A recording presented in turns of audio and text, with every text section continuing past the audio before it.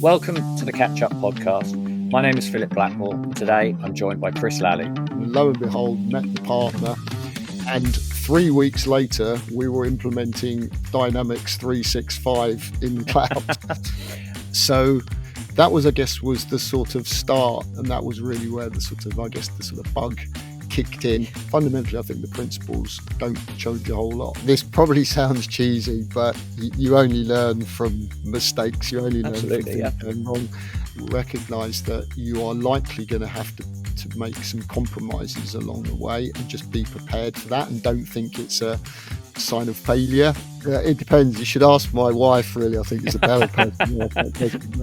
He talks us on his career journey, where he started within the Big Five at that time, to moving forward and into current day as a successful D365 program delivery director. Chris, thanks so much for joining me this afternoon. I really do appreciate it.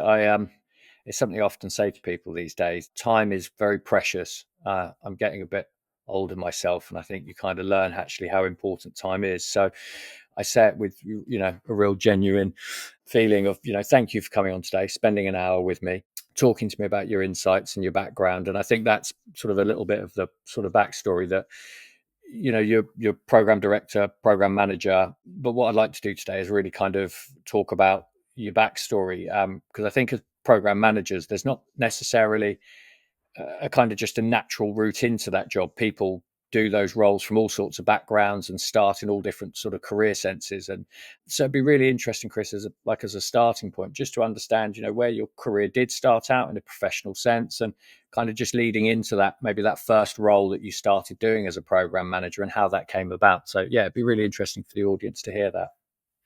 Brilliant. Well, thanks, Phil. It's a pleasure. Thanks for inviting me. A real pleasure to be here today. So when I get sort of asked that question, for me, I'd always sort of describe it as a game of two halves, really, my career.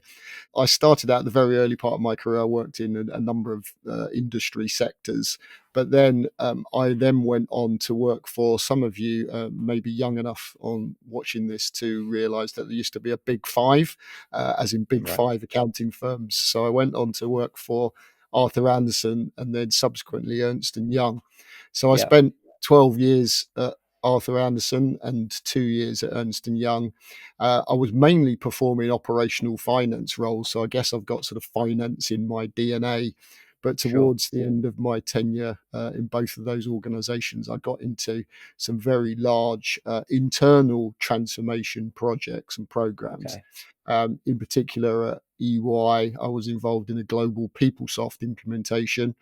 And I also quite proud, actually, as I set up the first offshore shared service centre for Ernst & Young.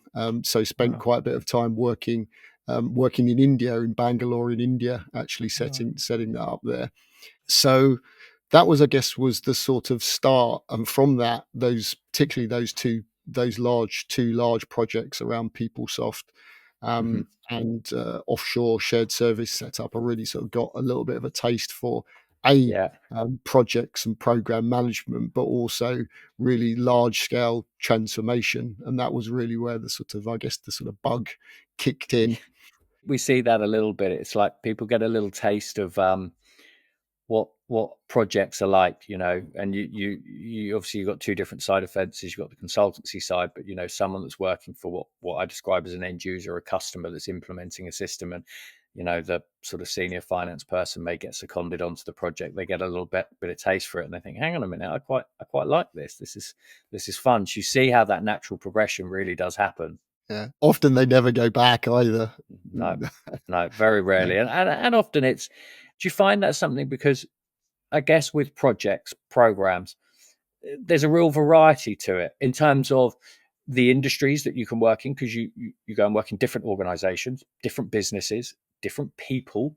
Do you think that's part of the appeal or that people sort of enjoy from the consulting program management sort of sense? Absolutely. I mean, I've worked in multiple industry sectors. I've worked in media and advertising. I've worked in public services, financial services, pharmaceuticals, online fashion retail, and each one of those brings a whole sort of richness of experience.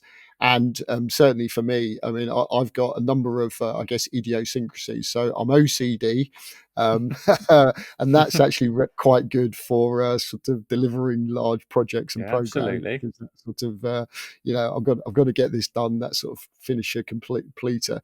But I've also got actually quite a low, which probably doesn't sound a great thing, but I've actually got quite a low attention span. So even though I did manage to work in one organization for 12 years, Yeah, I find that, whether it's generally, I mean, I tend to work on projects and programs for quite a long time, yeah, I sort of minimum a year and then sometimes up to 3 years, sure. um, but spending now, if I look back, even though I did spend at that point in my career working a long time in one organization, I just couldn't imagine doing that now, Yeah, because the cycle, and particularly, I guess, from background in finance as well. Every month, if you work in finance, there are things that you yeah, have to do every month. yeah. You have to Repetition. close the books, get the reports out, etc. And that for me just becomes a little bit repetitive over time, I guess.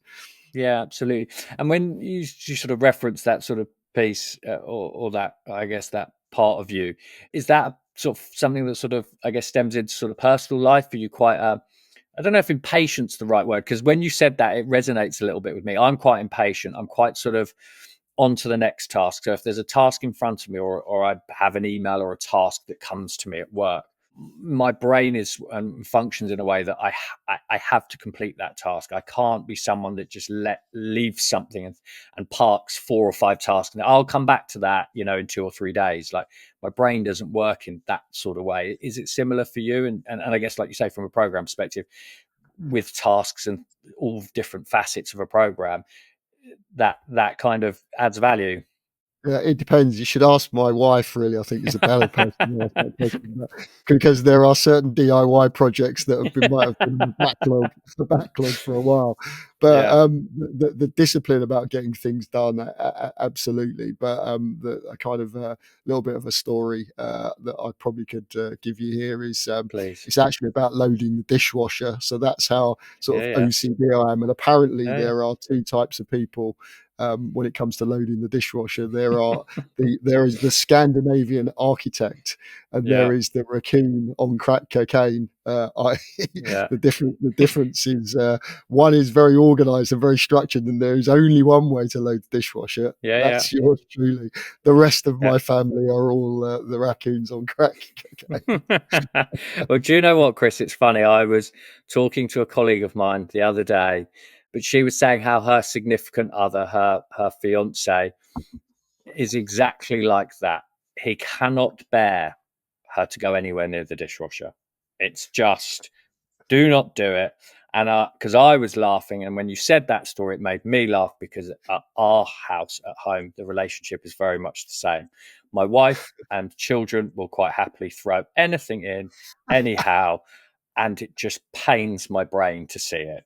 And I then spend the next 15 minutes reorganizing it and cleaning Oh half the my stuff god! before it goes Oh in. my god! So, I didn't know. I didn't know that. So we have a common theme then. Maybe that is part of the DNA of a good program manager, program director, is that structure and organization. well, and do you know what? I think it is something, though, isn't it? That, it leads into your work processes. If you are quite a structured and organized person at home with certain tasks, it does lead into your processes in work, your behaviors, because fundamentally, as human beings, our behaviors are repetitive. We like familiarity. We like structure generally. But I think we also like, you talk there in terms of the variety of different programs. We like some variety in a certain form, which I think is a great thing, to have that balance between the two. And Chris, when we look back at, you obviously came from that sort of slightly financial background. You step into the world with EY and get exposure to PeopleSoft and transformation programs. When was your first sort of touch point and exposure from a Microsoft standpoint? Was it Dynamics AX? Was it D365 at that point? Was it customer engagement, or whatever it was back then at that time, or CE now? What was the first point in which you saw it? I'm gonna give a little bit of a backstory before I answer that question, Mhm. because back in 2013, 2014, I worked for a certain very well known online fashion retailer, which I would Yep. say to anybody that's listening to this that works for that particular company, I loved it. Yeah. I absolutely loved it. I loved the pace, I loved the energy, I loved the entrepreneurialism of the organization. And I was running at that point a finance transformation program. Sure. And one of the deliverables from that finance transformation program was actually an overall systems review. And that was actually designed to determine whether the company should stay on their existing finance system, which is a bit old and clunky, but it was doing a job, Sure. or actually Yeah. move to ERP. Um, Hmm. so I was engaged by the then CFO at the time, and I said, "Well, look, reality is always when you do these kind of exercises, you normally have got a kind of an idea of what you think the answer would be. Always dangerous because you should just use data to Yeah. Yeah. determine that, but you probably got an idea.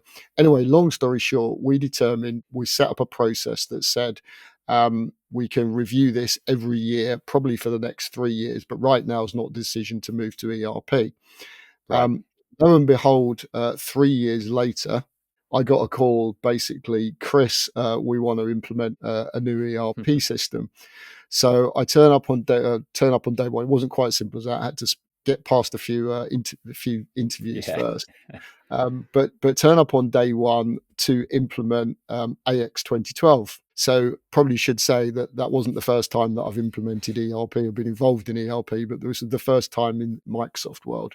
Yeah. So joined, sort of started the sort of program mobilization, and lo and behold, met the partner. And 3 weeks later, we were implementing Dynamics 365 in the cloud.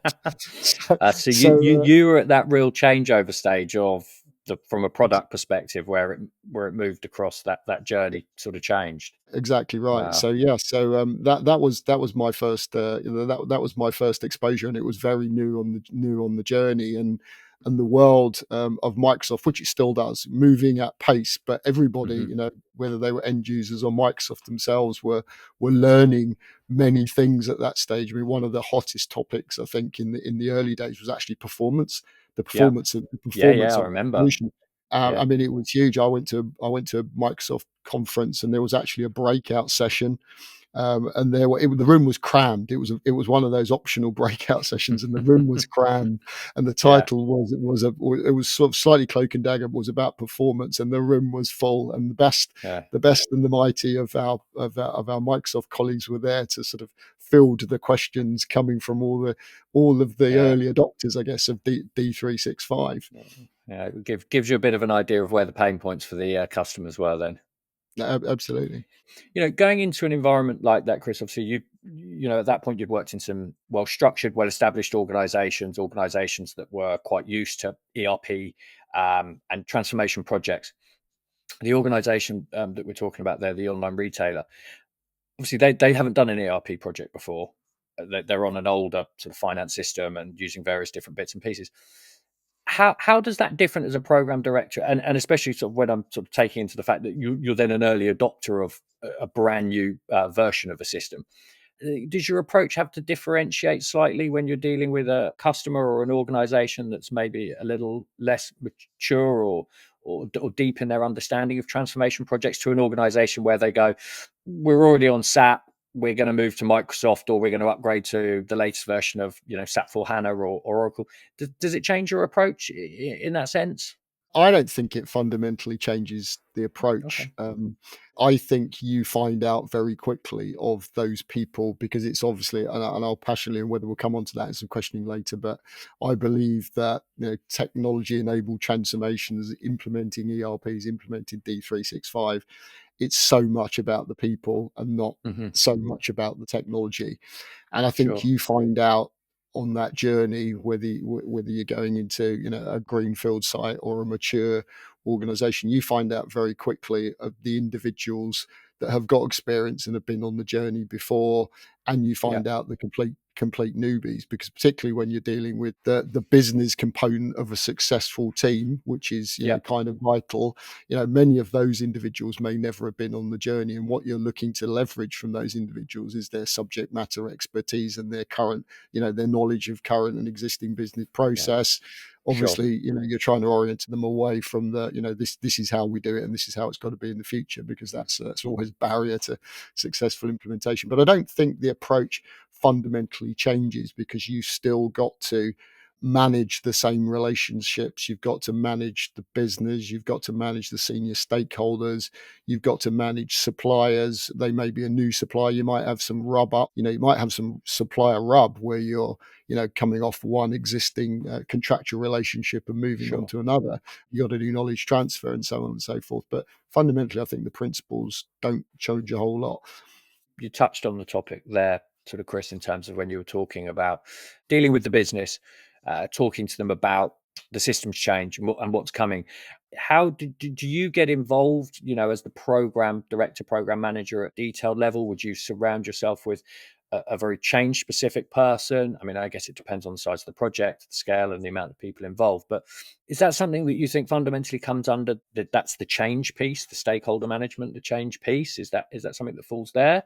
Yeah, absolutely. I mean, ordinarily, typically, an organizational structure of a program, a successful program, it has to have change management. It has to have it front and center. Really, I mean, that's often the piece that's not invested in enough. And quite often I've been in organizations where you talk about change, and Hmm. things like, I don't know whatever methodology you might be using, a Kotter or a Prosky or Sure. whatever.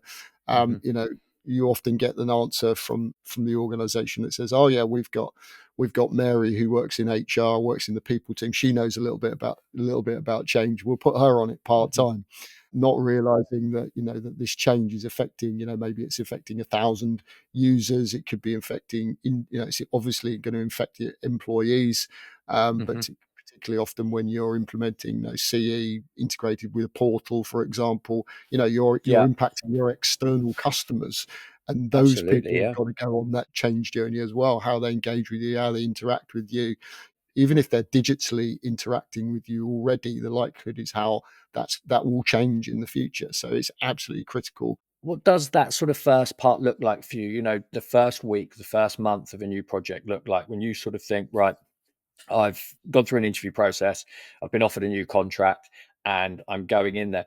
Or do you have a process or way of working? You think, right, my first week generally looks like this. These are the sort of checklists or key things that I need to kind of understand where the business is at. And then following on from that, I then lead into trying to make sure I understand if the business understands what we're going to go on and what they need to do. Do you have a bit of a process that you follow, Chris? Yeah, yeah, absolutely. I mean, it's not hard coded, written down, Hmm. per se, but yeah, absolutely. I have a process, and it really starts. Again, it starts with people, because in my, depending on the timeline, depending upon whether there's a pre-existing plan, whether I'm there to, help to create that plan. The first thing I want to do is I want to meet the key people. I want to meet both the people that are going to be part of the delivery of the program, and the people that are going to be the customers of it. So I spend, Yeah. a significant amount of time, and that could be anything depending on the scale of the organization, the scale of the project or program. That could be anything from a few days to a few weeks. Sure. And the main purpose of that is really to listen and understand what are people feeling, what are people thinking, what people know. I'll also want to understand, and this typically will come from the C-suite stakeholders. I want to understand what the vision is, what the vision and strategy is. So that could be combined. That could be the overall business overarching strategy, because typically a good program or a good D365 implementation is enabling a component of the organizational strategy.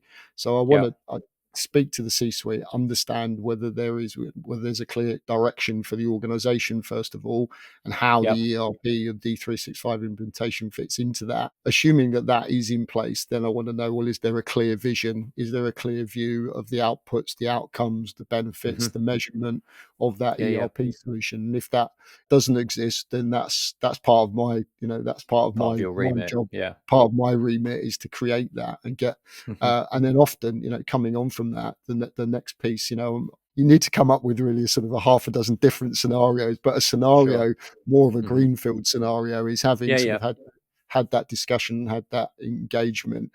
And my job will be to create that vision and strategy for the implementation, to build the business case, ultimately sell that Mhm. business case, typically to the board, Yeah. and then the outcome of that is hopefully to get the investment in order to go on and deliver it.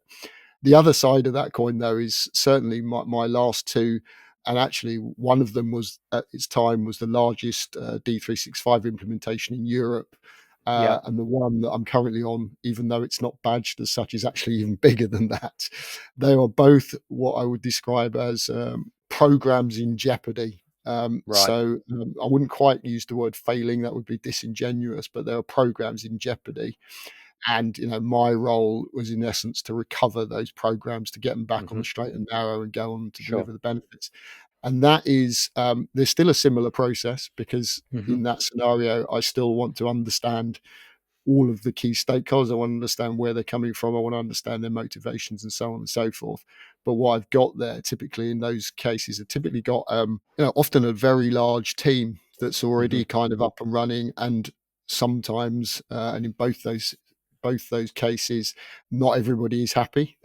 Yeah. Did that become part of the role in when you talk about projects in jeopardy, that some of that earlier role that you perform is a little bit of an arm around the shoulder and sort of hear, I guess, their struggles, the pains, they've empathise, and then look to get them back on board? Because I can understand that, we've seen it. Sometimes projects go on for a couple of years and people are kind of like sat there saying, well, we still haven't really got anywhere. And we've been doing this for 2 years. And you can appreciate anyone doing a job day in, day out, and 2 years down the line, not really feeling like they've achieved much would be quite despondent. Absolutely, absolutely, it's that. And so it's a combination of factors. So sometimes you kind of have the neutral stakeholders, whether they're part of the delivery vehicle or they're part of the Hmm. sponsorship, are just really kind of at a point, you've been hired, you've been Hmm. appointed, and your job is to get this thing done.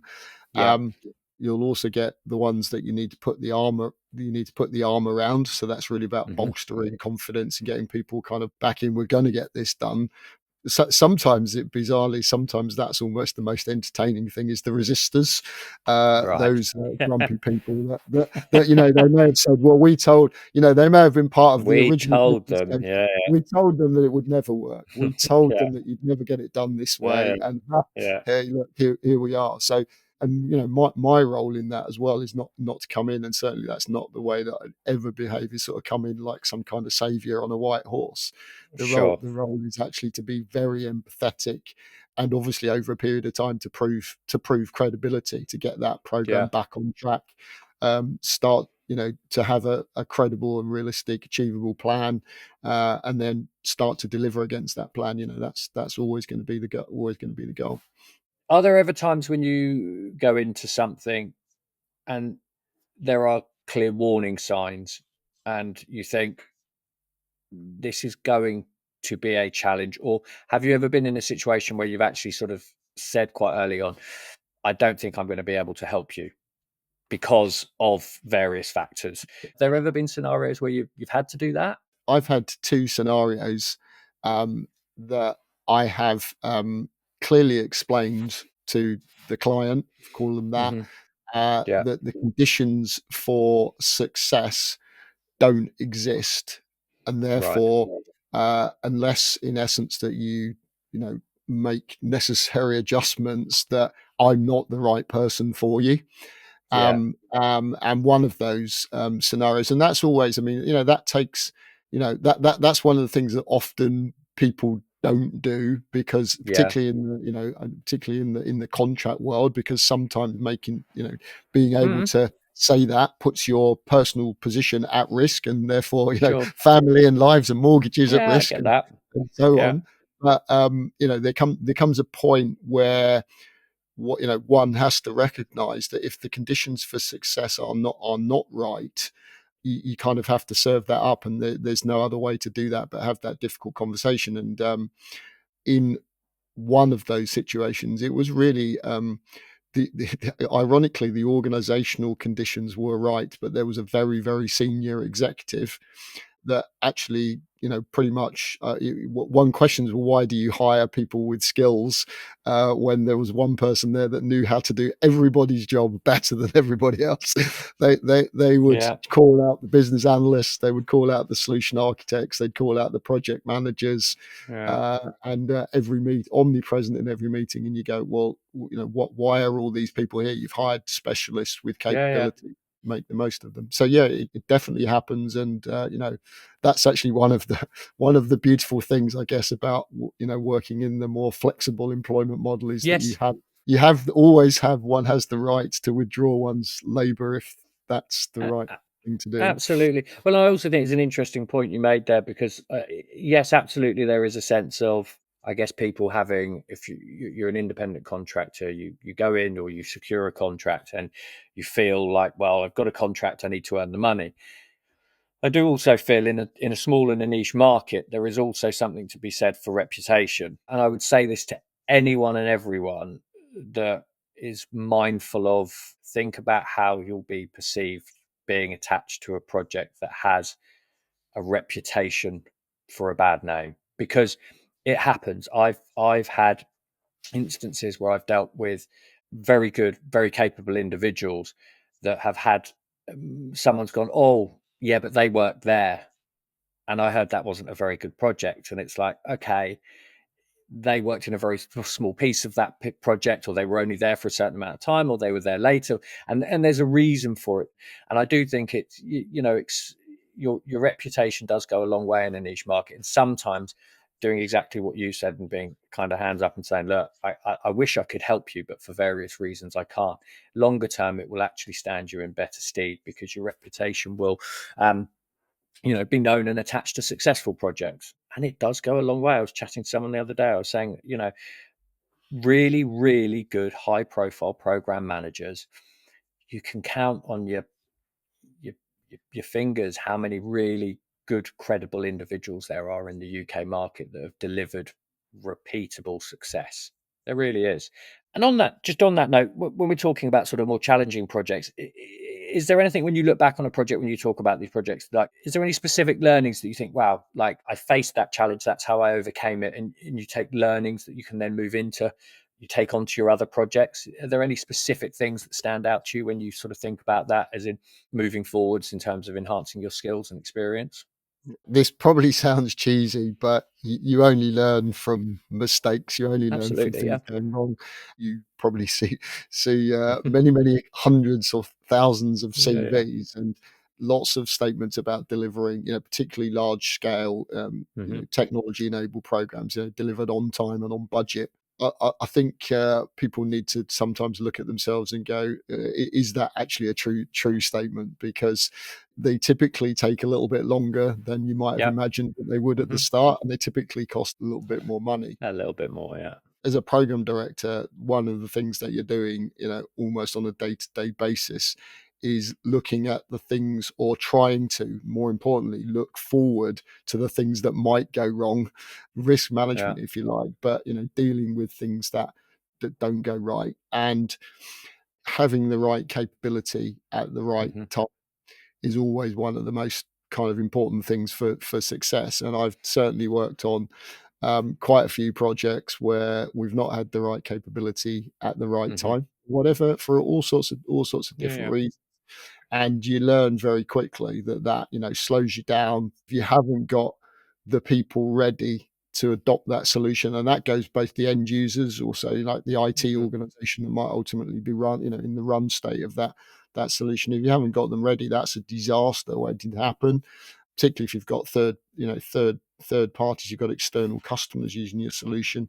If you haven't got them ready, what does that do in the world we live in today? That's bad reviews on Yeah, websites, absolutely. that's communities building up against an organization, that's all sorts of things. So the list is probably quite long, but that's one of the big topic things. I think investment in that change capability, but not having the right capabilities on the program is one of the things that I think is critical to get right. And is that something you would look at quite early on when you go into a program? Is, what is my team here? What is your SI? Who is your consulting partner? Something that sometimes gets talked about sometimes is, you might get the A team from your consulting partner initially, and then over time, suddenly people get phased off. The A team go onto a new project, a B team start coming through, and it can affect the continuity of knowledge within a program. Is, I guess, in an ideal sense, you want to keep as many people throughout the duration of the project as you can the same. You don't want to be changing people. Is that something you look at quite early on? Is that something, would you challenge a partner when you're on an end customer side about the people you're getting from them, as in like at a specific detail level, saying, right, well, if that's our solution architect and that's our technical architect, I want to guarantee that I've got them for the next 12 months? Absolutely, I'd Yeah. challenge all of those things regularly. I mean, it's probably worth taking a moment here, just sort of looking at what's a sort of model, what's a resourcing model for Yeah, a program, absolutely. Yeah, it'd be and great. kind of typically rule of thumb. Hmm. Many programs have what I would call a third model. So a third Sure. being the business resources from a customer, a Yeah. third being the capability from consultants from your SI partner, and then a third being contractors. External. That's a Yeah. that's a typical sort of model, and all of those you can kind of exercise quality criteria and how you can engage with them to ensure that you've got that continuity in different ways. So if it's the business resource, that's making sure there's a proper Hmm. secondment arrangement in place if that is what you're going to do. Obviously is Hmm. making sure you've got the best people, so you can do that almost through contract mechanisms.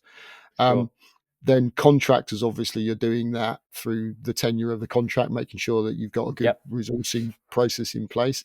Hmm. But from an SI perspective, typically, in many scenarios, you'll get, particularly when you're looking at your tier one Hmm. providers, you'll Sure. have typically a pre-sales or a bid team, Yep. and you'll get the best that will come along and sell you a vision of nirvana, Yep. and how great they can be, etc., etc. But the first thing you go to is then, well, if it's the program director presenting, are you the delivery? Are you the guy that's going to be delivering? If it's Yep. the enterprise, the solution architect, are you the guy? Are you in the delivery team? So it Hmm. sort of starts there, and then it moves to the downstream into the contracting process, because certainly what I would do is make sure the key personnel on which you've had some level of screening, but the key personnel are identified potentially in the contract, Hmm. and there is a very clear kind of change process within the contract to say, well, it is perfectly reasonable that if you've got a Hmm. program spanning 2 or 3 years, that Yep. individual X might not be there, it might not be relevant for that person to be three years, but to the Sure. extent that they're going to be swapped out at any point, there's a clear mutual agreement between the client and the SI partner of how that will Yeah. happen. But yeah, and also obviously it depends on it depends on the commercial vehicle that you're using. So, Yeah. if you've got a fixed price contract versus a T&M contract, Yeah. Yeah. is very, very different. Often the fixed price contract, you might be able to tie in key personnel, but actually, Sure. they can scale, the SI can scale their resources as they choose. Whereas a time and Yeah. material, you can have a little bit more regular, Hmm. ongoing scrutiny of the resources that brought to Absolutely. bear.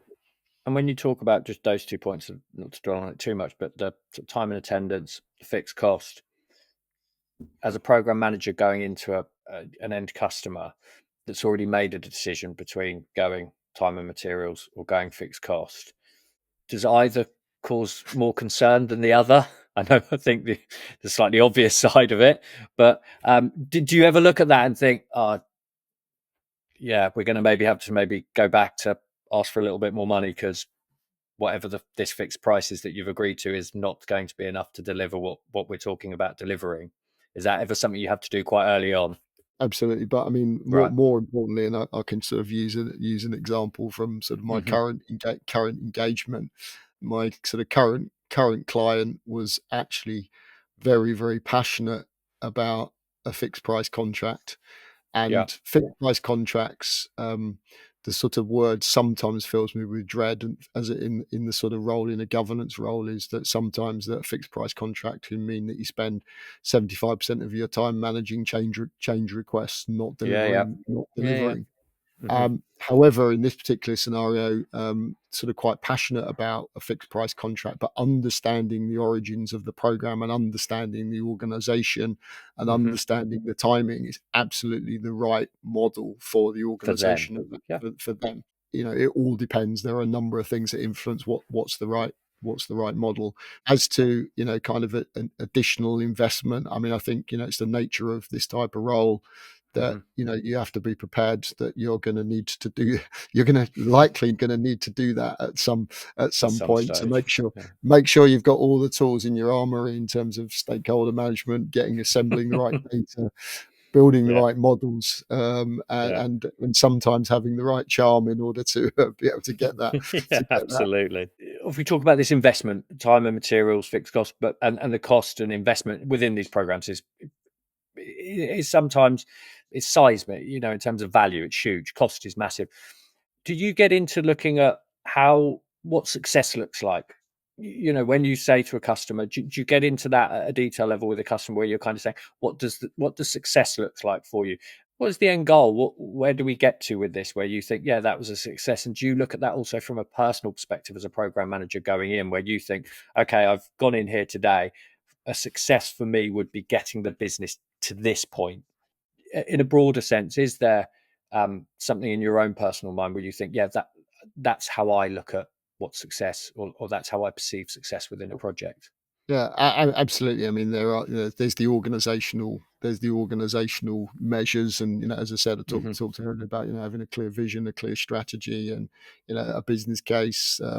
But clearly understanding what the benefits and the outcomes. I think that's absolutely critical, and that's often what organizations don't necessarily have. And sometimes the Yeah, cases just literally have got redundant they've got redundant end of life. It's almost like a business critical scenario. yeah, But on a personal level, one hopes that the two things are completely congruent, but sometimes they're not because of the end point of your contract. So yeah, sometimes the benefits and the vision is realized, maybe a year, maybe 2 years beyond that initial go live. Just right, because ultimately there's always there's a hypercare, there's a warranty period, there's a stabilization period. Often you have to make compromises get hmm, something live, because these things are hard and difficult. And that's one of the yeah, things that I'll tell every client is, hmm, do you realize how hard this is going to be? Don't sure, pay lip service. This is going to be difficult, yeah, and likely you're going to have to make compromises. So you made those compromises, and maybe the actual solution itself may not be quite as shiny as maybe you envisaged it was when you started, but then you see you're on a continuous improvement journey. And so sure, sometimes the getting to that point of realizing the benefits and the outcomes that was set out at the start yeah, might be after that I've left the building, if that makes okay, yeah, sense. yeah, So yeah, you yeah, have to absolutely, set your expectation is that maybe that my success for me personally was the organizational success might look like X. For me, hmm, it's, did I bring that organization to the point of implementing their D365 CE, finance, new portal, whatever it might be, hmm, and stable, and actually the customer is happy with where they are, which hopefully has delivered what was set out, but may not. Just the timing might not be quite there at that stage. They might need another, whatever it is. It might be months. It might be a year or two before they got there. yeah, absolutely, and I think it's how individuals measure success as well, and businesses on a personal level, isn't it? Something that I like to ask everyone, Chris, when I speak to anyone that's been heavily involved within the Microsoft Dynamics space and the market, is if an individual came to you, and whether that be an ex-client, a CIO or a CFO, that says, Chris, I've moved jobs, I've just joined a new organization, we're about to embark on a digital finance transformation journey, we're going to go full product suite with Microsoft Dynamics and best of breed, whether it be, I don't know, a Workday HR or whatever it may be.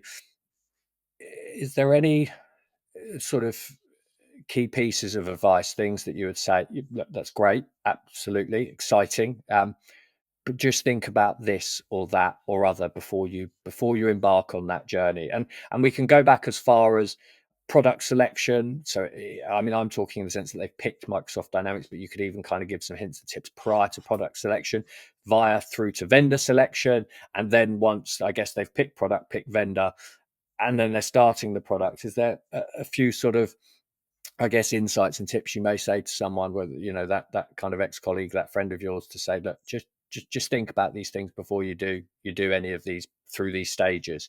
Because I think it's, again, when I talk about our audience listening, I speak to sometimes individuals that are just literally at that stage where they go, we're on an old system. To stay on the existing system is going to cost us X amount. We've got 12 months to move. So we have to move, and we're going to go on this journey. It'd be interesting to get your thoughts on that, Chris, really, in terms of what insights you might provide.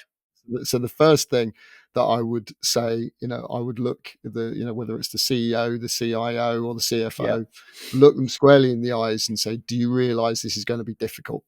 Yeah. Irrespective of you've selected your product, if you've selected your vendor, whatever, it's going to be difficult. So don't, if anyone's been telling you, which typically, to be fair, that they won't, but if anyone's telling you, well, now you've done that, you've got some money, you've got a budget, you can just crack on, and it's going to be it's going to be difficult. That's sort of number one. The second would be what I just mentioned a few moments ago. Recognize that you are likely going to have to make some compromises along the way, and just be prepared for that, and don't think it's a sign of failure or it's a sign you've not done a good job. You will likely got to adapt. You will likely make some compromises along the way. Thirdly, I would say make sure that you get your best people. Absolutely get your best people on the program, and best people from within your business.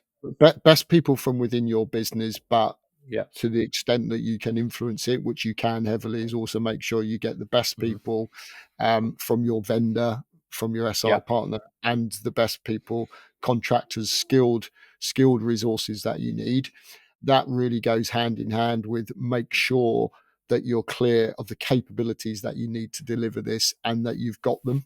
Don't kind of go limping along. Business analysts, for example, you'll often find out that you thought you needed, the company thought they only needed 2 business analysts. Actually, they need 10, because they've got they've got 5 workshops going on in parallel. So how can you run 5 workshops when you've not got business analysts in the room? So that sort of stuff. Almost number one, even though I'm saying this last, is the role that you have to play as a C-suite, as an executive sponsor, in terms of creating the environment for success. So it is literally it's walking the talk. It's sponsoring the program, and that sponsorship, it needs to be active, it needs to be visible, and it needs to be enduring. So you can't be the guy that's standing around the corner at the coffee machine with your CIO buddy going, "Oh, this isn't going." You've got to get into the trenches if you need to. Yeah, exactly right. And and that sometimes is, you're talking about busy people. So it doesn't always have to, but you need executive sponsorship. Where I'm at the moment, we've got an executive delivery sponsor, and we've got an executive effectively customer, and both of those are very, very clear that they are right in this, and we'll get into the trenches, as you described, whenever it's necessary. But I guess you, as the program manager in that environment, when you have got those individuals around you, it gives you, I guess, a sense of confidence and belief of it's worth your time and your value of being there. Because I can imagine, as going in as an external program director, experiencing the opposite to that, of having a program sponsor that is kind of hiding round a corner, that is almost kind of, I've hired a program director, it's over to you, that you kind of think, well, I'm going to leave at some point, but you're still going to be here. There is that sense that you think it must give you a real confidence when you get those individuals that back you, to think, do you know what, I'm going to give more of my energy and effort to make it succeed. Absolutely. I mean, in these kind of roles, you have to have quite broad shoulders, and you expect, and you are remunerated to take accountability. Sure. Having said that, every person needs someone that they need to go to talk to when when they can see something coming on the horizon, when there is a problem, whatever it is. You need that, and governance plays a role in that. But good executive sponsors, that's one of the things that you'd expect Yeah, well, and that you need for success, really. You know, if you haven't got a good executive sponsor, you could potentially well be on a hiding to nothing, you know, from the get-go. So, Chris, thank you so much for that. You know, it was great. Thank you for listening to the Catch Up podcast today. Please subscribe for future versions on your podcast app, or head over to YouTube and watch the video version.